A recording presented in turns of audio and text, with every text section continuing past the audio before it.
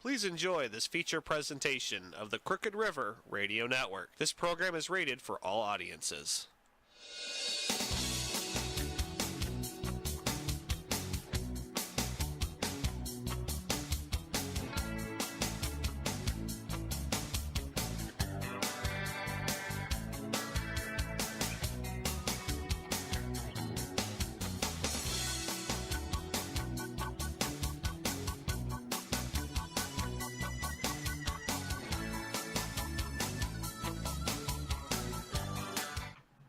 Now go.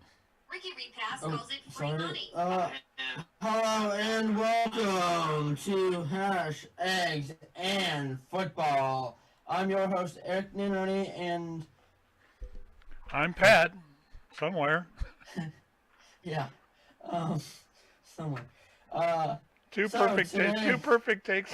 We go to roll it. That's the way this morning's went so far.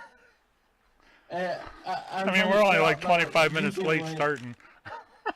I'm trying to share out the YouTube link, and a stupid advertisement starts right as we're ready.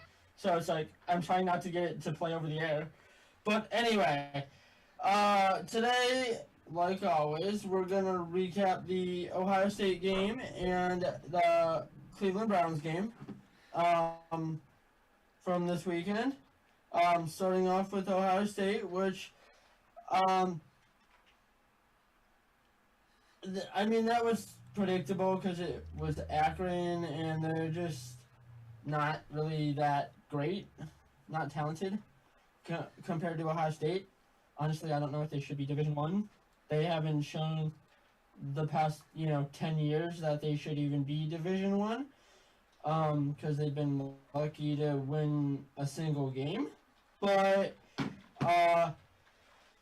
they did cover the spread. Like I said, they won on Saturday. So, I have to... Yeah, I hope you noticed I pointed that out to you last night. Mr. Yeah, Doubtful. You and... Actually, no. I pointed that out not only to you, but the guys on my Saturday morning show. Because they all say, they're never going to cover the spread. They're not good enough. Oh, blah, blah, blah, blah, blah. They did. Spread was 48, and they won by like 52. Yep. 52. So... I'll take it either way. Yeah, I mean, as they should have covered, I think that Miller, I believe, who was in the second half, that was Miller.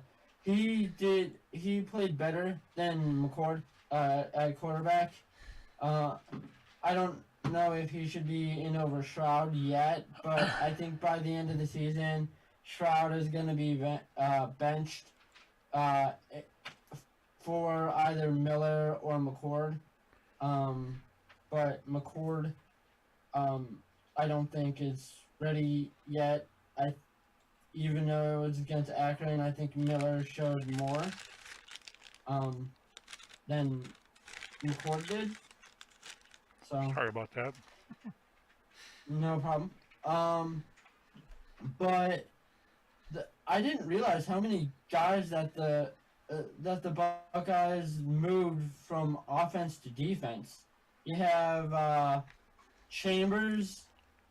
You have who's a linebacker. You got another linebacker, and then you got DeMario McCall, who I was actually really impressed by. He's a converted, they converted him from running back to defensive back. He got an extra year because of COVID, and honestly, again, I know this was against Akron, but he probably, for Ohio State this year, probably one of the best defensive backs I've seen on this roster. And that was the first time I've ever seen him play defensive back. I personally didn't even know they moved him to defensive back. Well, you'd have to take into consideration, Eric, that a lot of that play wouldn't have went in a normal game. and the substitutions that they made would have not have probably been as effective. And it's like that Browns game yesterday. We all knew that what do you call it? Offense sucked, and Chicago's offense stunk. Their defense was pretty good, but the offense was. And they lost, as we kind of covered yesterday. They lost their best defensive player right at the beginning of the game. Khalil Mack actually got hurt on one of the first snaps of the game. Anyway, getting back to the college side of this, yeah. If this was like next week's game, you're not going to see any of that. And I'm not so sure they're not going to go back to business as usual. There was a guy that I hadn't seen play, but most of the games are going on while I'm at work, so I just happened to get lucky and see. Williams, he's a defensive tackle for Ohio State. Yeah, I saw him. He's actually in the rotation. He got a lot more playing time Saturday, but he had a really good game. I get, like you said there, a lot of the players that played probably wouldn't play in a regular game, that they're not up by 50, but he still played a lot, and with him being in the rotation and on a normal week, I think he deserves to get more playing time after this past week. And that's the reason for some of these that's the reason for some of these tune-up games like this. It gives these coaches a time to get evaluations of younger players done, and that was pretty much the purpose of that. We all knew that Akron U didn't stand a prayer, but in the beginning of that game, you couldn't have proved it by Akron U. They need to do what they did with receivers, with linebackers, and that's bring in a former player who can coach, who has the talent to coach, because they brought in Brian Hartline like 6 years ago to coach receivers, and he's had the top receiving or recruiting class for receivers the past like 5 or 6 years, and they have so much depth in that receiver room. I think some of these guys are going to have to transfer out if they want to get playing time or make the NFL, because they're just so deep. These guys, like the one guy, Harrison Jr., which is the son of NFL Hall of Famer Marvin Harrison, is probably not going to get playing time this year or maybe even next year because of how deep the receiver room is. Yeah, and depth, that's unfortunate. Depth can really cost a guy that was a top recruit, and could really cost a guy if he doesn't start till his junior or senior year. 1 year might not be enough to show how good he is, because they can't develop. Practice can only do so much in development of a player, because that practice is a controlled environment. And I, was saying that with those joint practices that the Browns had with the Giants, that's all controlled. Practice is all controlled. If you can't get them out on the field in game, the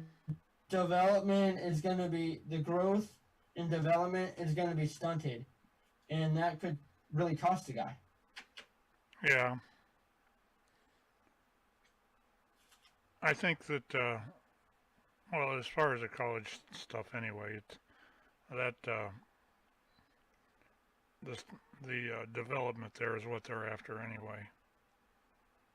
I don't know why we're not showing up on Instagram. Hmm. I'm gonna have to Yeah. restart that. Strange.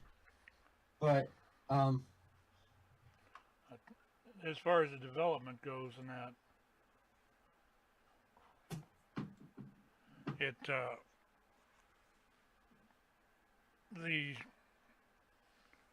reason that college gives these guys these types of games is pretty much for that. It's because they want to take them.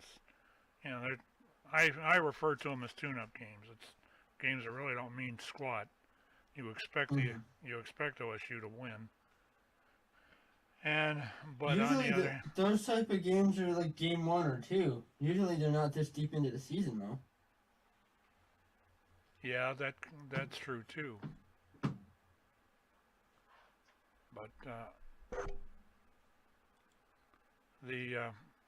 well, it's still gonna, no matter when it comes along, it's still gonna it's still gonna show up like that. You know, that's what they're gonna use them for. You never put your first string into these games. It's not gonna happen. I mean, well, especially mid-season. But if it's a start, if it's game 1, you're gonna put them in for maybe a half, and especially if like Shroud's case, going into the season, he had limited reps, so this is mostly an extended practice for him, even though it's against another team and not controlled. Yeah, and because of that too. That was kind of impressive that they didn't make him play that quarterback play. I was, the fact he's probably pretty beat up from those first 2 games. It's not surprising to me that they didn't play that. They didn't put him in. They told him it'd be an emergency, or they wouldn't be using him. Which is the way to go. I mean, they should have sat him with this game. They easily won it, and they didn't need him. If they would have needed him, I would have understood, but bringing him in. But with them not needing him in the game, I think it's good that. There is one other thing that I want to cover here, and about that OSU game. What about that kid that quit in the middle of it? Oh, I was just gonna go there. I mean, for those who don't know what we're talking about, Kevon Pope is a linebacker.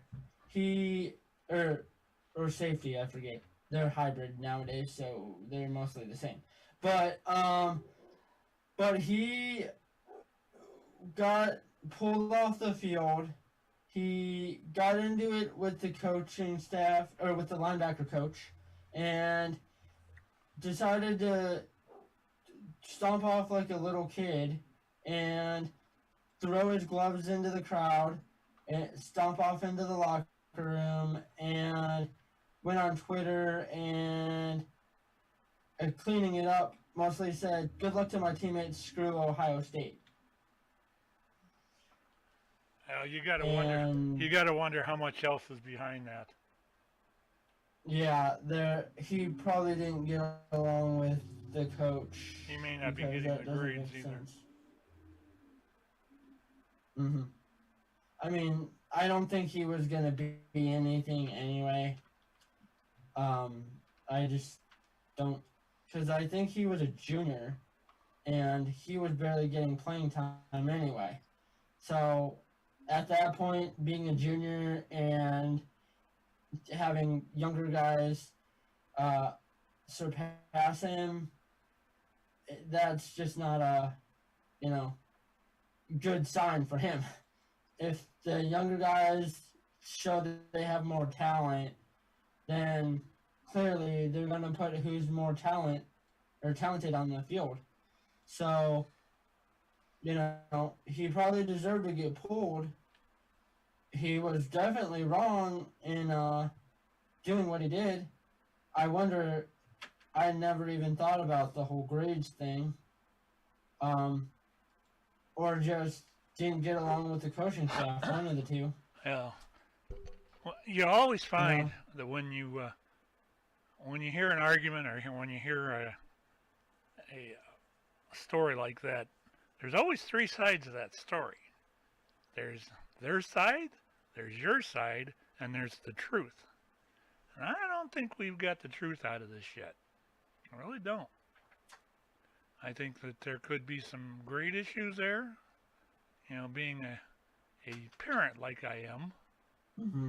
And I'm thinking that he might have been having issues with the grades. And then the coaching staff may have been getting on him.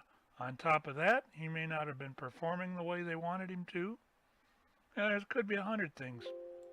Well, and this goes kind of back to what we talked about on the show last night with, who knows, discipline at home. And he could have just, again, I don't know his situation, but he could have just been a spoiled kid. Or, when he was in high school, he was probably, the big guy big man on campus, aka, the best player on his high school team. So he was probably getting special treatment. Well, when he got to college, he wasn't getting that treatment and probably wasn't getting that treatment. And he realized he has to rely on his grades, and he wasn't really probably getting good grades. And he did what he did. And again, it goes back to possibly bad discipline, growing up. Because anybody that has, was taught right from wrong wouldn't do that. Wouldn't go as far as he did. Well, you don't know if this kid's parents are rich or whatever, too. They'd almost have to be to have him going there. And if he's rich, he might be a spoiled rich kid. You never know. Well, the thing is, what if he was good enough to get scholarships? So, I mean, if he would have gotten scholarships, he could have gotten a full ride to Ohio State and not had to get or pay anything. A lot of times with athletes, that's the case. There's a lot of what ifs here. I don't think we're going to be able to solve them. But no, it'll never come public. But it just, it's like I said. There's always three sides to every story, and until we find out more about this, it's not going to be much we can even say about it. Mm-hmm. Let's kick into the Browns. I'm really kind of anxious to talk about this.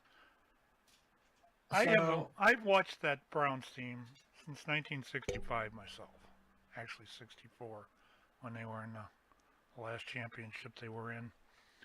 And I've seen them through the worst, 0-30 or 1-31. Mm-hmm. I've also seen them through the best. Brian Sipe years, Bernie Kosar, which I thought Brian Sipe was actually a better quarterback, to be honest about it. Even going back to your coaching back in the 60s with Blanton Collier.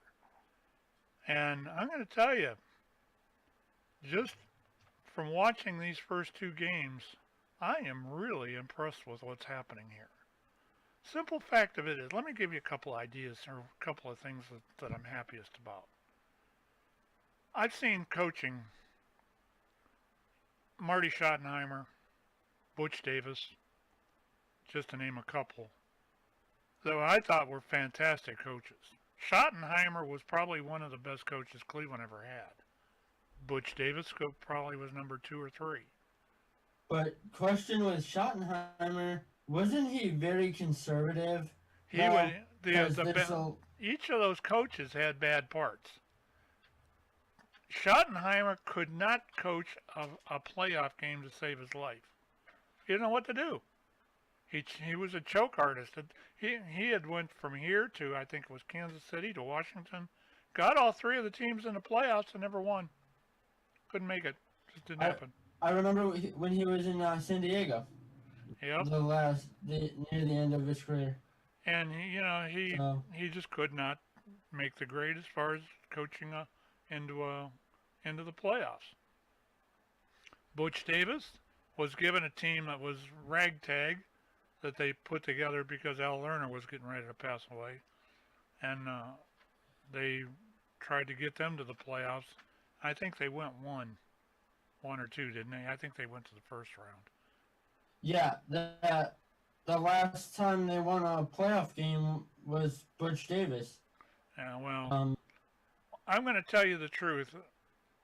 Kevin Stefanski at this point for me, and I'm still being a little conservative about this, is probably ranking right up there with those two. I think he's a smart coach. I think he's been there, and I think he's got enough to take us all the way through the playoffs. I like the aggressiveness, but I think he's sometimes over-aggressive with the going for it on fourth down, especially on back-to-back possessions. Well, let me tell you something about that, Eric. Here's another way to think about that. That aggressiveness is not really being overly aggressive. That's trusting your offense. He trusts that offense. He's going to be able to trust the defense here the way they played last night. But that kicker proved that he could kick I think he had a 57-yarder. 57-yard field goal, and it had went halfway when it went through the uprights. It was about the midway point through the uprights. So that thing could have went. He could have made 60 yards out of that, easy. I don't think the Browns have ever had a kicker that could kick that much. We can hope that this continues with him. Mm-hmm. The only kicker that I know in the league that can even do that is the Tucker from Baltimore, who's I think kicked a 62-yarder and made it. But he's the only kicker that I know that can make that consistently. But I think he had McLaughlin also had a 52-yarder yesterday. Yeah, you did. On top of the 57.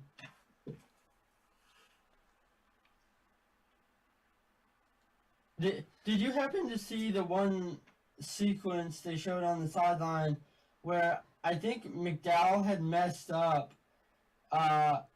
So Garrett and Clowney were kind of talking to him, and Joe Woods came over, started talking to him, and Garrett, I think actually both Garrett and McDowell tried to push Woods out of the huddle, or out of the little group on the sideline.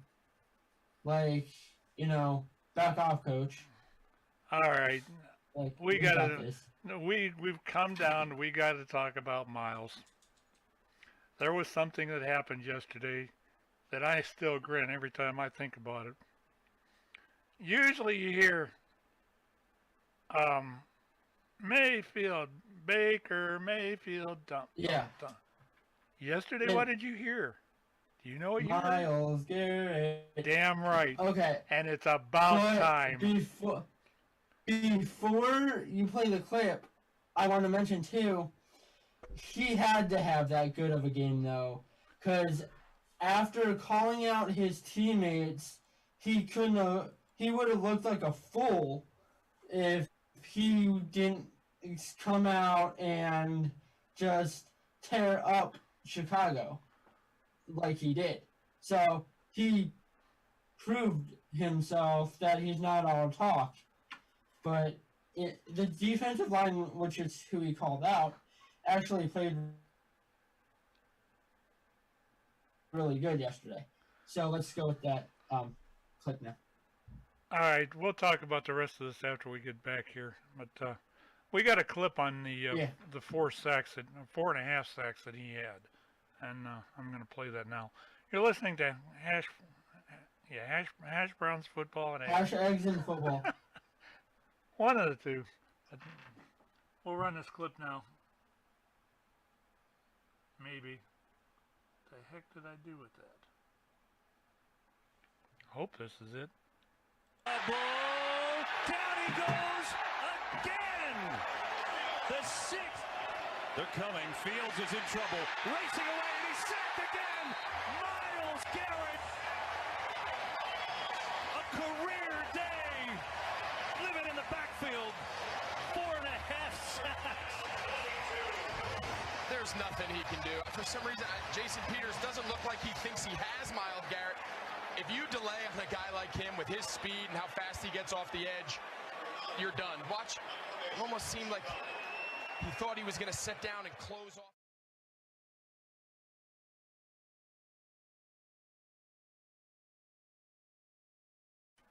All right, I'm going to play that one more time because I don't think the whole thing was there. Let's do this again. So, give me a second here. The volume seems low on that video too. Well, that's just the way it is. Oh, that's the Second down on the fake pressure coming, and he is buried. That was actually a half. This was actually a half sack. 3rd and 14. Fields pressure again, and he is sacked again. Myles Garrett got home, and all of a sudden this Browns team. 4-man rush, pressure coming. Fields in trouble, and he's down again. Myles Garrett's got 2.5 sacks in the first. He's going to be just fine. 0 for 5 on 3rd. Fields in trouble.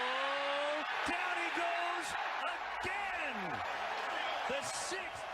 They're coming. Fields is in trouble. Racing away, and he's sacked again. Myles Garrett. A career day. Living in the backfield. 4.5 sacks.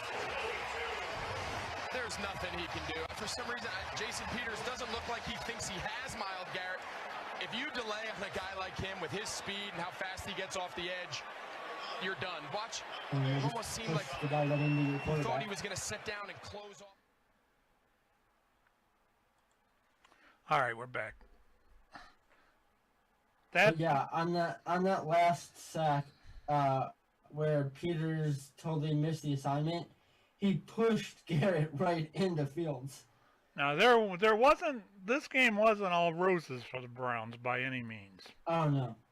They had a problem with blocks in the back, and it kept costing them. Special teams.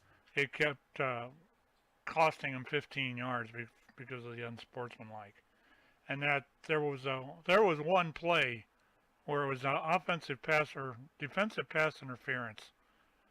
The guy the perpetrator had actually intercepted the ball at like the 8 or 10 yard line, 20 yard line, something like that. And he came down with the ball, but unfortunately he pushed off on the player that was trying to receive the ball. This ends up costed it Cleveland 48 yards.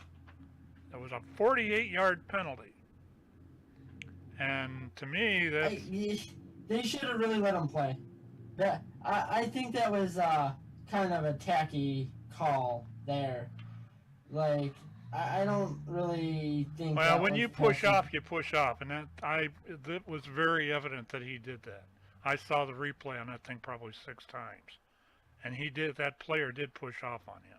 So no matter what you think, you tacky or whatever, it was still a good call. Simple fact of it was, though, it shouldn't have happened. That guy should have never touched that player. He knew better. And all of a sudden, he comes down with the damn ball. They kind of looked tangled up, though. Like, they kind of were tangled up. No, when that ball came within view of the camera, they weren't. He had his hand on his back, and he was almost an arm's length away from him. But he did push off. There was no question about it. You could see it in the replay. But it is what it is. Yeah. It's something they have to work on, they're going to have to work on in the off time. Other than that, I thought Chicago's defense was really pretty good, at least in the beginning. They contained Chubb like nothing I ever saw. Yeah, I have no idea what was up with him. He seemed really slow, but Hunt, well, Hunt if was you watch definitely that, the better running back. If you watch that, Eric, Chubb was being double teamed. Every time they'd line up, there was 2 players on him. That's why he didn't get nothing. He kept pounding away at it because they knew where he was going to run, and that's why he was contained to 2 or 3 yards a carry. If those 2 players wouldn't have been on him, that on the other side of that though, that's why Hunt was having such a good day, because they shifted the coverage to cover Chubb, and because it was shifted like that, and no matter who they put in there, and Hunt was lining up pretty much on the other side of all that. That's why he was having a good day with that. Well, they were also lining Hunt out at receiver, I think.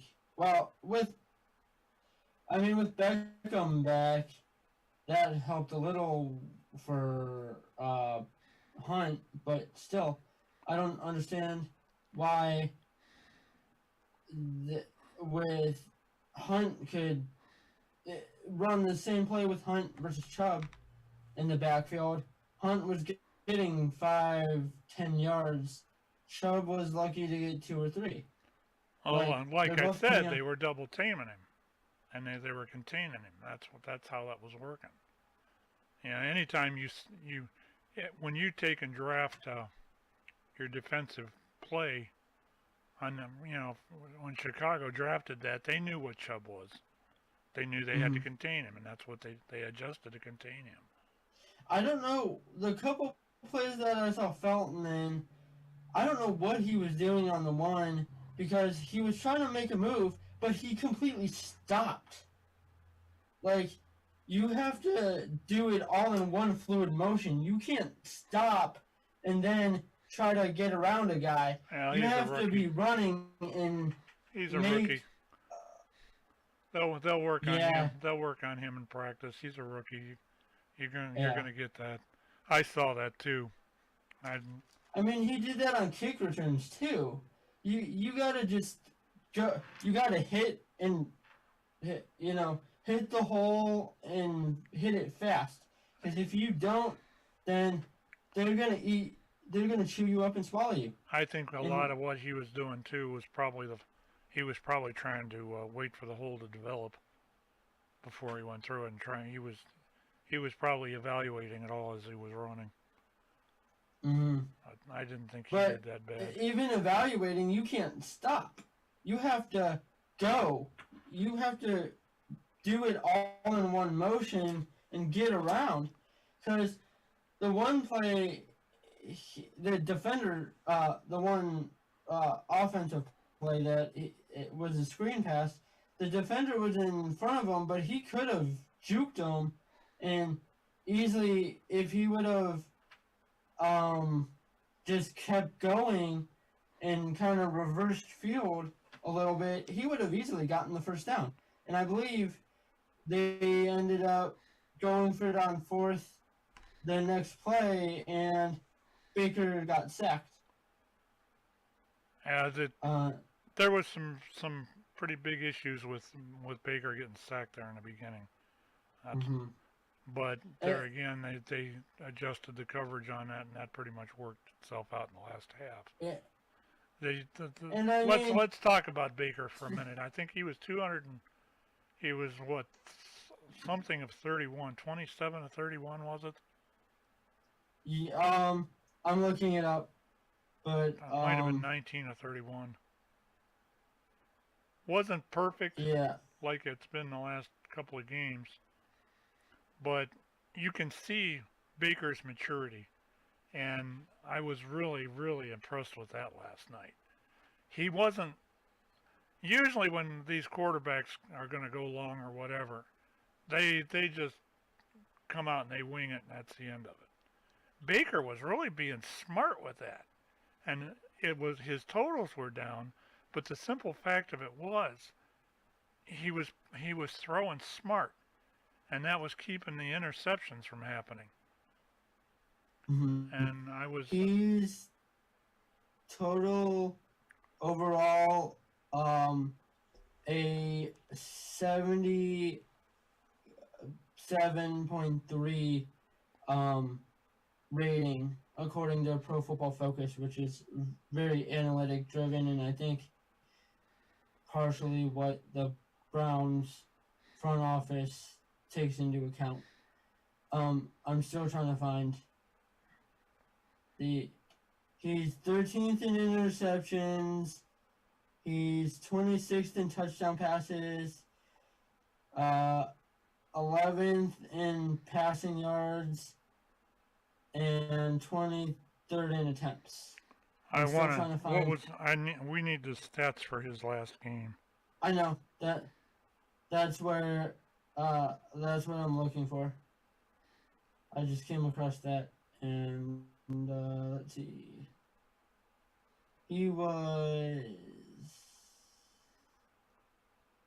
Would be nice if one of these things would give a game by game breakdown. I'm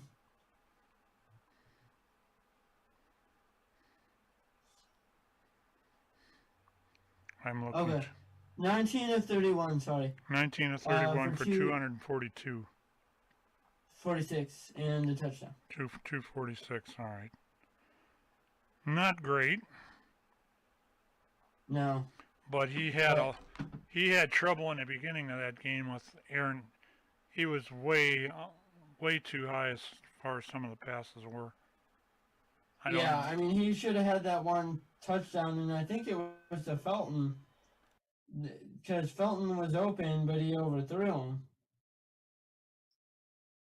I think by like 10 yards. Yeah, that as far as that his passing in the beginning, I thought there was a lot of reasons. He was about half of the issue.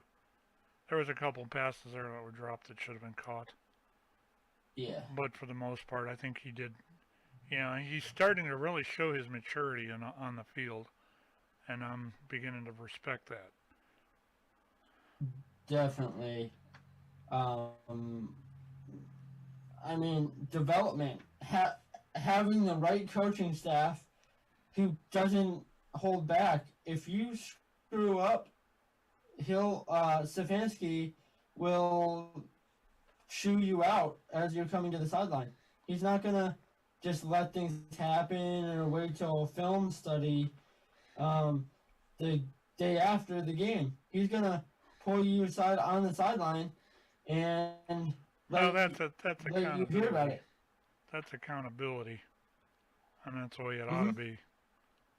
You know, these guys are making millions of dollars. He's got a right to chew their butt out if they screw up. You know, this I'm going to tell you, this is a long way from where we were a couple years ago. Even with definitely. Even with that. Even when what's his name was Freddie a coach. Kitchens. Kitchens was a coach. Yeah. We've come a long way. Kitchens didn't have any control over that stuff. They didn't respect him. Like I said, I think it was last week, where most of the team saw him as a position coach. They didn't take him seriously. He grew through the ranks, but he didn't deserve the head coaching job. Stefan should have been the coach years ago. They interviewed him a couple years ago. They interviewed him before they hired Kitchens. The chief strategy officer, D. Podesta, wanted the Kitchens, and they didn't.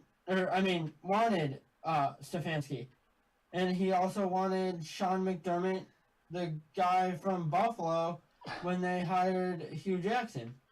But of course, Haslam didn't listen to him, and they went with both Hugh Jackson and Freddie Kitchens, and look where they were under both of them. Well, I got to tell you, I think that the general management moves that they've made over the last couple of years has put this team where it's at. I was not real trusting of that Andrew Berry. Was it Berry that's the GM? 40 years old. The new GM, yeah. And I didn't really, he was in that old regime where they sucked. And I thought, man, there ain't no way. And well, all of a sudden, they bring him in. They let DePodesta do what his job was designed for. The analytics side of it. And all of a sudden, we've gotten actually pretty good. The Browns were a laughing stock. I remember hearing a story from Paul DePodesta. When they first hired him, he was at some league event, and there were two executives from other teams making fun of Paul DePodesta in an elevator right in front of Paul DePodesta. And it's like, oh, yeah. Yeah, I'm Paul DePodesta. Oh, really? Yeah, by the way, thanks for making fun of me. I'm Paul. Oh, okay. Still, what we said stands. Of course, this is the same team that when the owner was coming in off the street, some bum come up and said, you need to hire that Johnny Manziel. He's a good quarterback. Yeah, then he goes in and hires him. And then they go in and draft him. And yeah, then his alter ego, Billy Manziel. Yeah, but you never know with some of the stuff. That some of the stuff looks so high profile and so great. I mean, if you look at it, him and Myles Garrett both came from A&M. They were both Texas A&M players. And look at the difference. I remember when they drafted Garrett, the first thing was, well, he's a Texas A&M player, and you know how much luck we've had with that. And I'll tell you, as far as Myles Garrett goes, the other thing that really impressed me last night was when those line judges and that got hurt. The guy that was holding the line marker, first down or the down marker. Yeah. I was watching that, and you could see Garrett standing over on the side there, and they're trying to patch this poor guy up. He's got a bloody nose, and they're working on him, and he almost has to lay the down marker down. And Garrett steps up. He says, "I'll hold that for you. I can do this for a round or two." And then the other thing I saw, every time there towards the end, every time he'd knock Fields down, he'd reach down and grab his hand and help him back up. And say, "Oh, thanks. Yeah. Sorry I had to knock you down, man, but that's a game." Right after he knocked him down, he was one of the first to reach down there to help him get back up. I saw that 2 or 3 times. Sportsmanship. Damn right. Yeah. We need that. It is such a breath of fresh air to see that on this team. It's just hard to believe. I just hope it continues, and we can. I was really impressed by Korma. He had a really good game. He should have been starting from the beginning. Hopefully this isn't a case of like the first preseason game where he came out of the gate great and then fell off. But, I think he should have been starting from the beginning. Yeah. He might only be starting because of injuries, but he deserves the starting spot after he had a sack, 2 tackles for loss, and a couple really just good hits in general. There was another thing that occurred to me, too, about the defensive side and the team in general. Look at the pairs you've got now and try to figure out if they've got them anywhere else. Of course, you've got Gronkowski, who I think got knocked out of the Tampa game. I don't know that he played to the end of it. They lost by 7, or they were losing by 17 in that game. And he got knocked out about midway through. Somebody hit him in the ribs, and He had pretty much knocked him down. He was in the locker room for that. But you've got some really cool pairs on this team now, more than I can ever remember having. You know, you had your Hanford Dixon and Frank Minifield. Metcalf. Yeah, and Metcalf and that. You've had that pair, but you've never had three of them at once like this. Look at what you've got. You've got Myles Garrett and Clowney on the defense. You've got Chubb and Hunt, running backs, and you got Odell and Landry as far as the wide receivers. But even look at the tight ends. What in the hell more can you ask for? World beating, but you got Hooper, you got Njoku, and you got Bryant. So even at the tight end position, you have got some amazing pairs there, and where else do you have that in this league? You don't. And honestly, I think with a year like after this year, I think with Newsome and Denzel Ward, I think you'll have that, or even at safety with Delpit, Johnson, and I don't know, but anyway, I'm very impressed by Delpit. I know he was hurt, all of last year and the beginning of this season, but I'm really impressed by what he's done the last two games. Yeah, I'm impressed with the whole thing. But, we'll just have to see where this all comes up. We got next week is what Vikings. And I don't know how good they are, but I watched them play Cincinnati, and that quarterback they got over there. Yeah, he was definitely a product of the Kevin Stefanski offense when Stefanski was the offensive coordinator. And to be honest he's about done it, nothing in the I can't think of his name. Kirk Cousins. Cousins, yeah. I watched him play against Cincinnati, and I didn't, he didn't set the world on fire by any means. And Cincinnati ended up beating them. I mean, I'll tell you, the one to watch is going to be the Cincinnati games. They're actually coming on fairly well, and they could be an issue by the time we get to them twice. And their coach used to be a joke, and they wanted to fire him. But when we start getting to the when we get to this game with Cousins, I'm thinking that Cleveland's going to be. I'm going to pick them by at least 7. I think that. I don't think the Vikings have that much. What do you think? Yeah, that's. I would say probably about 10. Let's take and go through some of the upcoming games. This thing I think I got to find it on my phone here. But I know the Thursday night game has got is it Cincinnati and Jacksonville.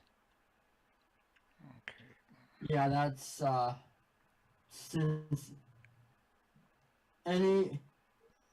an easy pick to pick against Jacksonville because they're a joke. They have no offensive line. Their coach is a fraud. Sorry, Urban Meyer, but you're a fraud. You're never going to be successful in the NFL. So, just go back to either the booth calling or covering college football or go back to college football where you belong. Because you're never going to make it in the NFL. All right, the ones coming up are Jacksonville at Cincinnati. I'll take Cincinnati there. Same. I don't think Urban's got it together yet. Although he's, there was a 105-yard return that Jacksonville did last Sunday that was pretty decent. They looked good in the beginning of that game. They just sucked towards. But the problem is their offensive line isn't good, and they're going to get Trevor Lawrence killed. Well, you know what I mean. Well, he's going to just get destroyed, and he's going to end up getting hurt, and that could really cost him his career. What's if the it's serious enough. what update did you find on Andy Reid? Any? No, other than he's in stable condition. That's the only thing that the Chiefs put out. Well, our prayers are going out to him. I hate to see anybody come down with anything like that. All right, Tennessee at New York at the Jets. Another team with Jets, another team with a rookie quarterback that's struggling, so Tennessee. Yeah, I'll take Tennessee Wilson on that one too. hasn't been doing good. All right, now we go to Kansas City at Philly. Even though Kansas City is 1-2, I think they get back on track. Yeah, I kind of think that I was surprised KC lost the last game. What was it, Baltimore they played? And I was kind of surprised that they got beat. And I'll take KC. And then we got Carolina at Dallas. Carolina, because I believe they're undefeated. Darnold looks like a whole new quarterback. We'll see what happens getting traded away from the Jets. I'm split there. I kind of like Dallas, but my buddy Nate on the other show probably Gordon would probably take Dallas, and I think I'm going to go with Carolina there, at least on this show. Then we have New York Giants at New Orleans. New Orleans. That's going to be a tale of the quarterback. It depends like on I said on the. Go ahead. It depends on which quarterback you get for New Orleans. I think, like I said on the other show on Saturday, I just don't think Daniel Jones is going to be anything in the NFL. He just can't be. He's not consistent enough, and unless they get the right coach in there, or a offensive coordinator or quarterback coach, and I think Pat Shermer might actually be there. Well, we saw what he could be as a head coach, but and so did the Giants. But I just don't see him ever developing, because he just not good. All right, so who are you picking? The Giants against or the Giants, New Orleans. Yeah, I'm afraid I'm going to have to take New Orleans in that too, but that's going to be a quarterback problem there. Yeah, you don't know what version of Jameis Winston you're going to get either. That's exactly right. That's what if you get a good Jameis Winston, I think it is, you'll probably do all right. But if you get the one where he's a little tired, we'll see. But I'll take New Orleans. But they still have Alvin Kamara, who is who can play receiver and running back, and the Giants have Saquon Barkley, who's coming off of knee injury from last year. I don't know how he's doing this year, but those take a long time to come back from.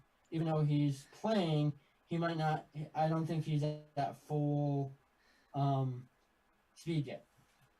All right, next is the Browns in Minnesota. Browns. Yeah, I'll take the Browns too. I don't think that No quarterback from explanation on Minnesota that is one. anything to write home about. And No. a lot of that's going to be surround him. Next is Detroit at Chicago. Oh, Detroit. Better quarterback, more proven quarterback. Yeah, I get the feeling that Chicago might be. Of course, it's Justin Fields. If Fields is still in there, I think they're done. I'll take Detroit. Yeah, their offensive line is just not good. They need to work on that. If they want, they were talking about this on the broadcast yesterday, that their offensive line is getting them crushed, and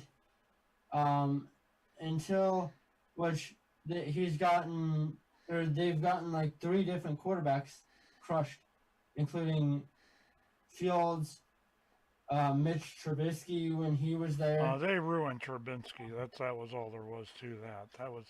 That was not any kind of field play. That was coaching errors out the wazoo. I'll always think that. And that's sad, especially with him. The little side note of him being by the look of it, they're going to end up doing the same thing to Fields. Anyway, let's move things on here. And so yeah. Houston at Buffalo. Buffalo all the way for me.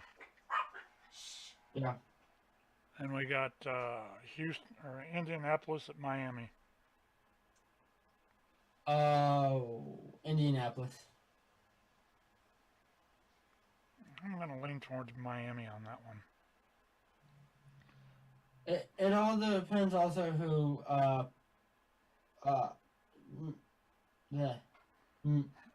Miami. I keep wanting to say Minnesota for some reason. Miami's quarterback is, because if it's I forget who played yesterday, but it wasn't the dude from Alabama, who I believe was hurt for yesterday's game. But I think if he plays, it could be Miami. But right now, even who knows who the quarterback for the Colts is, but I think the Colts will get. All right, the team from Washington at Atlanta. Atlanta Falcons. Falcons. Yeah, I kind of think that too. And then we have Seattle at San Francisco. That's going to be a good game. Seattle. I'll take It's going to be a good game, but yeah, Russell Wilson is just better than Garoppolo. Garoppolo lost. They mismanaged that game last night, and that's why they ended up getting beat. They should have won that game last night against Mr. Rogers. But anyway, Arizona at LA. Which LA? Is this the Rams or the Chargers? I think it's the Rams.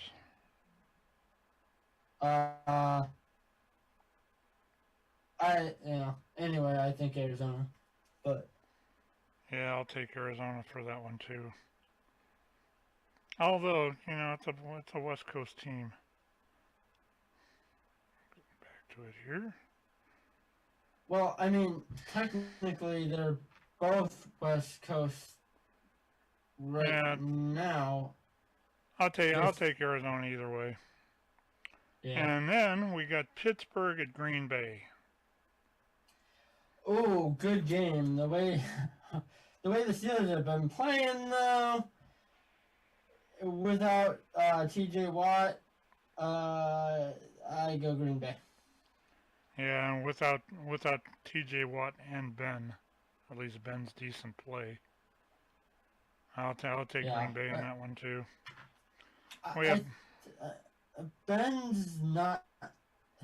Ben's been over the hill for a couple of years now. Yeah, I think it's time for him to give it up. See that. It's time for him to give it up, and he just doesn't realize it yet.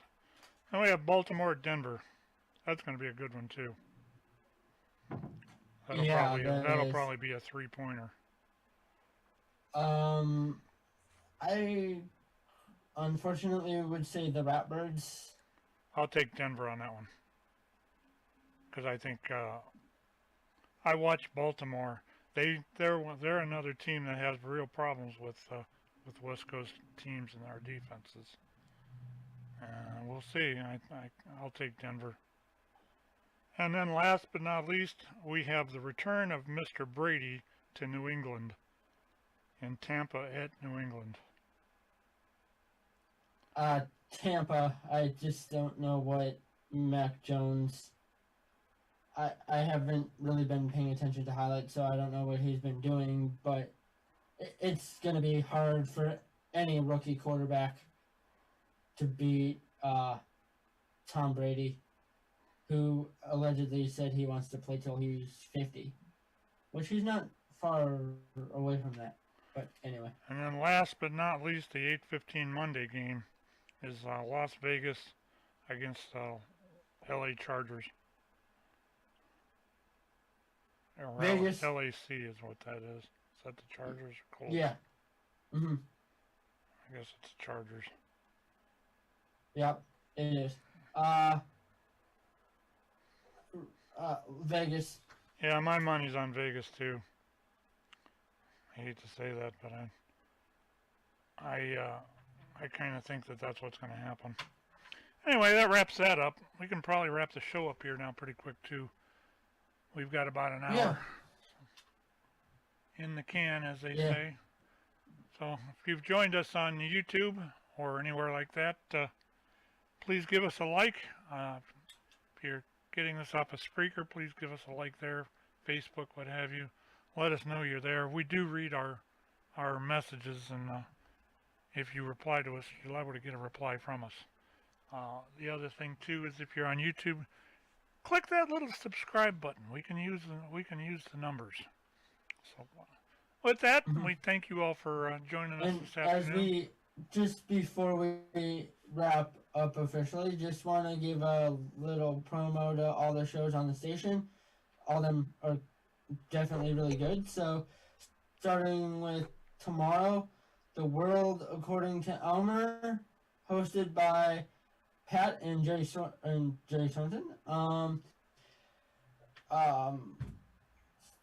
Four Guys on Sports with Sean, Pat, Gordon, and Nate, and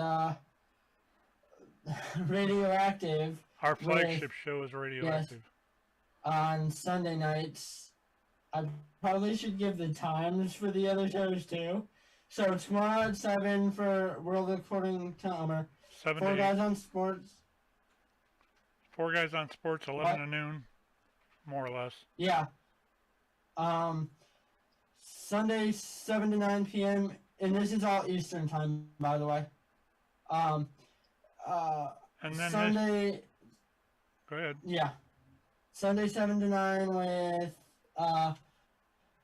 Pat, Flora, me, and Dale. We John, should call you guys the Zoo Crew. Yeah, we need to just come up with a name for us because Pat, Flora, and the Zoo Crew. That would be about right. Yeah. Yeah. What do you think of that, dear? My wife's in the background. No, not really. Yeah, I can hear. Yeah, but anyway, so tune in on those respective days. And as always, if you ain't got nothing better to do, take and find us on the internet. We broadcast 24/7, music-wise. We play 60s through the 80s. I've just added another. And even if you do have something better to do, still turn it on and just have it as background. We run it 24/7. It's got. I just added 100 songs here, probably less than a week ago. And I'm always working on the playlist for the thing. We got a bunch of stuff. We've got it's all top 40 music from actually probably 1959 till about 1989 or 90 is the format we usually follow there. So if you get a chance, tune us in and give us a listen. Like I said, if you get a chance, hit that subscribe button if you're hearing us on YouTube. Till next week, we will see you all then, and have a good week. Have a good one.